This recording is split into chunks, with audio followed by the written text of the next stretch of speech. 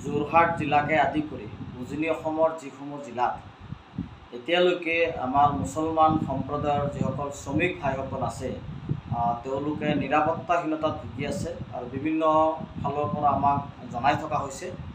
আমি আমচুৰ ফালৰ পৰা উজনি অসমত থকা প্ৰতিজন মুছলমান ভাইসকলক বিশেষকৈ মিয়া ভাইসকলক আমি অনুৰোধ জনাম যে তেওঁলোকে যাতে যদি নিৰাপদ বুলি অনুভৱ কৰা নাই তেতিয়াহ'লে উক্ত অঞ্চলৰ পৰা তেওঁলোকে অহাটো প্ৰয়োজন আছে।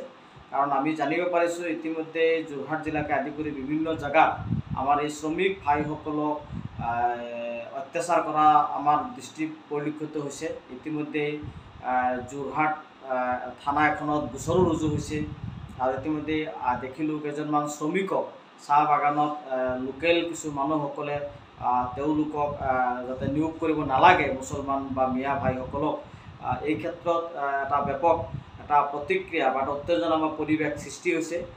গতিকে আমি অসমৰ মাননীয় মুখ্যমন্ত্ৰী ডক্টৰ হিমন্ত বিশ্ব শৰ্মাক আহ্বান জনাইছোঁ যে প্ৰতিজন ভাৰতীয় নাগৰিকক নিৰাপত্তা দিয়াৰ দায়িত্বটো হৈছে অসম চৰকাৰৰ।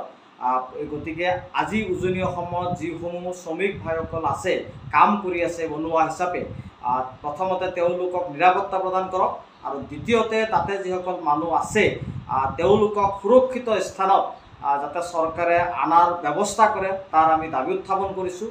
একেলগে মুছলমান মিয়া ভাইসকলকো অনুৰোধ জনাম যে বৰ্তমান যিটো পৰিৱেশ পৰিস্থিতি, এই পৰিৱেশ পৰিস্থিতিৰ প্ৰতি লক্ষ্য ৰাখি তেওঁলোক যিহেতু নিৰাপদ নহয়, গতিকে সুৰক্ষিত স্থানত তেওঁলোকে অহাটো অতিকে প্ৰয়োজন।